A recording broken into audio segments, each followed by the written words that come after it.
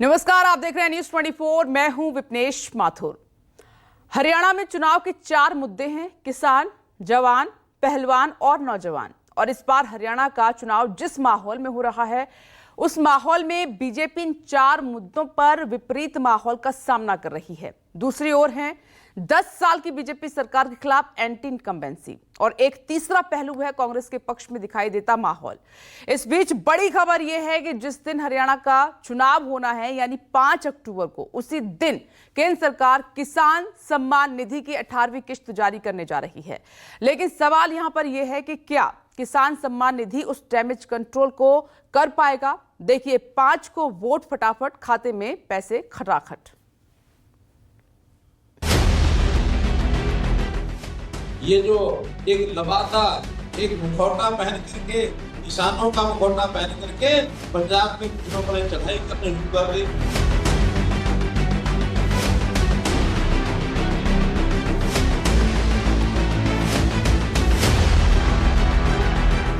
यहाँ किसानों से उनका हक छीना जाता है रोज।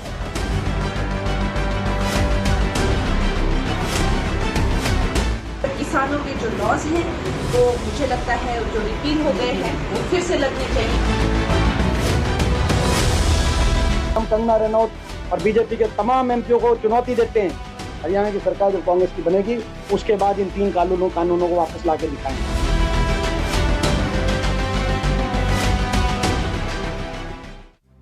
किसान वो अन्नदाता जो न सिर्फ भारत के आर्थिक विकास की रीढ़ की हड्डी, बल्कि पूरे भारत के लोगों का भरण पोषण करने वाला वो दाता है जिसके बिना किसी का जीवन नहीं चल सकता। और एक बार फिर हरियाणा चुनाव में किसान केंद्र में।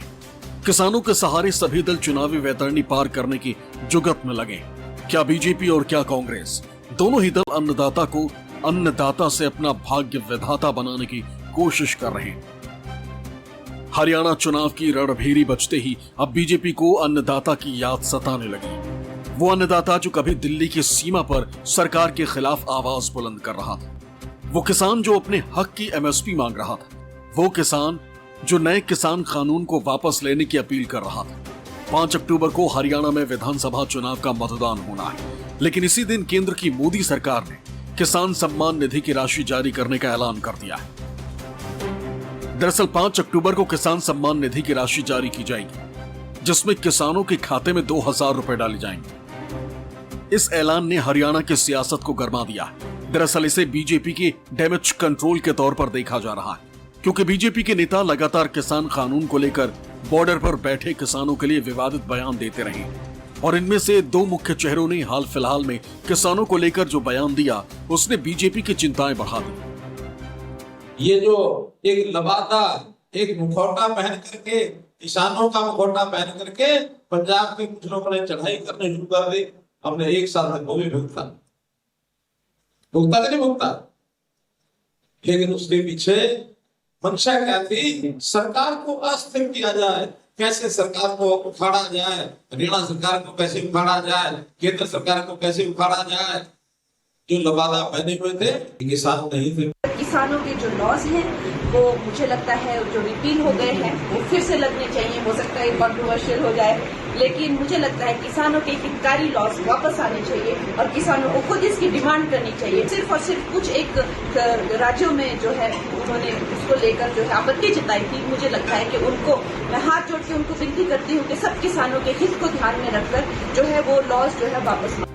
ये वो बयान है जिसने बीजेपी की मुश्किलें बढ़ा दी। ऐसे में अब बीजेपी किसानों को सम्मान निधि की राशि देकर अपने पाले में लाने की जुगत में लग गई।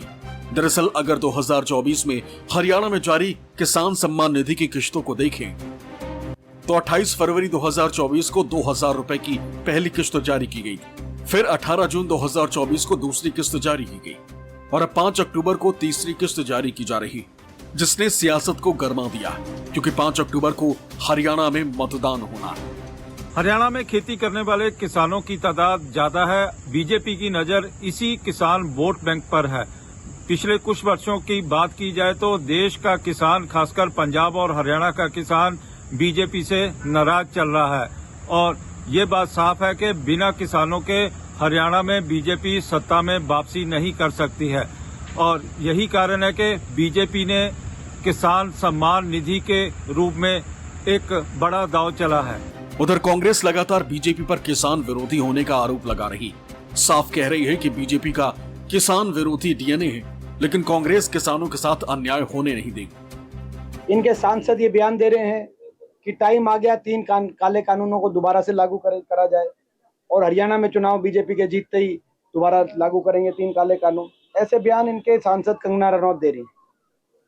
उनको नहीं पता कि 750 किसानों की जान की कुर्बानी देने के बाद, शहादत देने के बाद ये 3 काले कानूनों को वापस कराने का काम हमने किया। हरियाणा में कांग्रेस की बड़ी प्रचंड बहुमत सरकार बनेगी, और हम कंगना रनौत और बीजेपी के तमाम एमपीओ को चुनौती देते हैं, हरियाणा की सरकार जब कांग्रेस की बनेगी उसके बाद इन 3 कानूनों को वापस लाके दिखाएं। उन्होंने माफी मांगी और कहा मैं खेद व्यक्त करती हूँ, अपने शब्द वापस लेती हूँ, लेकिन ये संयोग नहीं है, क्योंकि जब वो माफी मांग ही रही थी तब तक बीजेपी का कोई अधिकृत खंडन नहीं आया है। उन्होंने एक शब्द नहीं बोला है कि हम ऐसा नहीं करने वाले। हरियाणा के पूर्व मुख्यमंत्री मनोहर लाल खट्टर ये कहते हैं कि जो शंभू बॉर्डर पे लोग बैठे हैं वो किसान थोड़े ही हैं, वो तो मुखौटा पहने दूसरे लोग हैं। मतलब ये है बीजेपी का असली चाल चरित्र, चेहरा और डीएनए, जो किसान विरोधी है, जो रह रह कर छलक जाता है। बीजेपी जानती है कि बिना किसान हरियाणा में ना तो सम्मान मिल सकता है और ना ही सरकार बन सकती है। ऐसे में अब गृह मंत्री अमित शाह ने किसानों को लुभाने के लिए किसान सम्मान निधि को 6,000 से बढ़ाकर 10,000 करने का ऐलान कर दिया। उन्होंने साफ कहा है कि अगर बीजेपी सत्ता में वापस आई तो फिर उनकी सरकार किसान सम्मान निधि की राशि को 10,000 तक कर देगी। आप भाजपा सरकार बना दो, अभी किसानों को 6,000 रुपया मिलता है ना, हम उसको बढ़ाकर 10,000 रुपया हर साल का करें। ये चुनावी बेला है और हर कोई अपने अपने वोट बैंक को मजबूत करने में लगा है। ऐसे में एक तरफ गृह मंत्री किसान सम्मान निधि बढ़ाने की बात कर रहे हैं, तो वहीं दूसरी तरफ नेता विपक्ष राहुल गांधी बीजेपी को किसानों का दुश्मन करार दे रहे हैं। साफ कह रहे हैं कि बीजेपी किसानों का हक छीनने का काम कर रही, लेकिन उनकी सरकार आने पर किसानों को उनका हक फटाफट मिलेगा। यहां किसानों से उनका हक छीना जाता है। रोज आप मेहनत करते हो, आप प्रोडक्शन करते हो, आप देश को भोजन देते हो, आपको सही दाम मिलता है? धान के लिए, गेहूं के लिए सही दाम मिलता है? अरे भाई, किसी के जेब में तो पैसा जा रहा है ना। हमने निर्णय लिया है कि सरकार आने के एकदम बाद आपको हम यही एमएसपी दे देंगे, मिनिमम सपोर्ट प्राइस। दरअसल केंद्र सरकार के फैसले को विपक्ष फ्रीबीज के तौर पर देख रहा, उस पर लगातार हमलावर है, और इसके पीछे का सबसे बड़ा कारण है बीजेपी का फ्रीबीज के खिलाफ रवैया। बीजेपी के तमाम दिग्गज हमेशा विपक्ष पर रेवड़ी बांटने का आरोप लगाते रहे। हालांकि बीजेपी का यह फैसला भी कहीं न कहीं फ्रीबीज से प्रेरित नजर आता है। जो किस्त 5 तारीख को दी जाने वाली है, देखिए वो चुनाव आयोग की तरफ से परमिशन लेने के बाद ये सब काम किए जाते हैं, और ये कोई नई पॉलिसी बनाई गई है ऐसा नहीं है। तो जाहिर है इसको इलेक्शन से जोड़ के देखा जाना नहीं चाहिए, और ये 5 तारीख को दी जाएगा पैसा, उससे कोई ज्यादा असर इलेक्शन पर पड़ेगा इसकी संभावना नहीं है। पीएम मोदी भी लगातार विपक्ष के रेवड़ी कल्चर को लेकर हमलावर रहते हैं। विपक्ष पर साफ आरोप लगाते हैं कि फ्री की रेवड़ी बांटकर विपक्ष वोट बटोरने का गंदा खेल खेलता है। आजकल हमारे देश में मुफ्त की रेवड़ी बांटकर वोट बटोरने का कल्चर लाने की भरसक कोशिश हो रही है। ये रेवड़ी कल्चर देश के विकास के लिए बहुत घातक है। इस रेवड़ी कल्चर से देश के लोगों को और खास करके मेरे युवाओं को बहुत सावधान रहने की जरूरत है। आमदनी 98 और खर्चा रुपया, अगर ये वाला हिसाब रहेगा तो क्या स्थिति होगी, ये हम दुनिया में हमारे अड़ोस पड़ोस में आज भली भांति देख रहे हैं। और इसलिए आज देश बहुत सतर्क है। देश के हर राजनीतिक दल को ये याद रखना होगा कि चुनावी हथकंडों से किसी का भला नहीं हो सकता। दरअसल विपक्ष के आरोप में सच्चाई हो न हो, लेकिन किसान सम्मान निधि की टाइमिंग लगातार विपक्ष को ये मौका देती है कि वो सत्ता पक्ष पर हमलावर हो सके, क्योंकि सिर्फ हरियाणा ही नहीं बल्कि और भी राज्यों में बीजेपी किसानों को लुभाने के लिए ऐसे दांव चल चुकी है।